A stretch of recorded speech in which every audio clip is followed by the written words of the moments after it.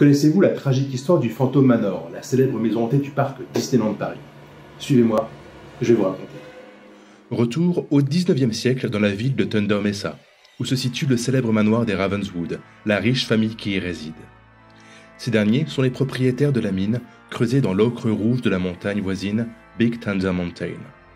La légende raconte que cette montagne abriterait l'oiseau Tonnerre, le maître des lieux qui protégerait un trésor caché depuis des millénaires.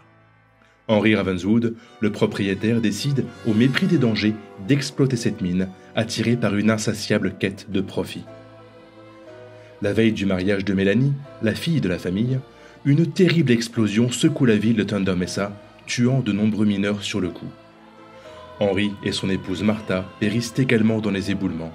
L'oiseau Tonnerre s'était vengé. Entrons à présent dans le manoir, marqué par le temps, la poussière et le délabrement.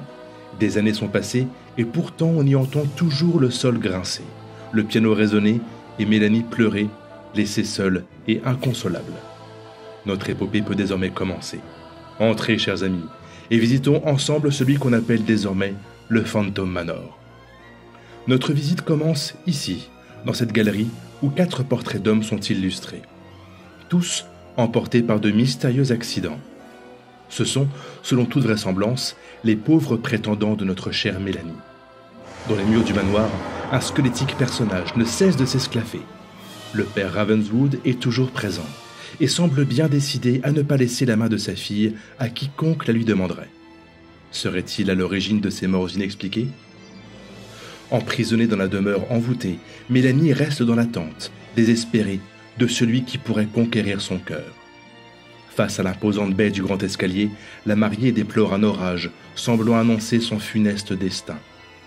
Dans une pièce voisine, Madame Léota est en pleine séance de spiritisme, invoquant les esprits qui prennent possession des lieux. Le manoir, hanté de la cave au grenier, se prépare à célébrer des noces qui n'auront jamais lieu.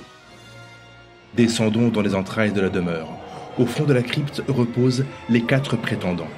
Un 5e emplacement est préparé par Henry, bien décidé à condamner sa fille au célibat éternel. Plus loin, face à un miroir, Mélanie, désemparée, souhaite vous épouser. Ce 5e cercueil sera-t-il le vôtre ?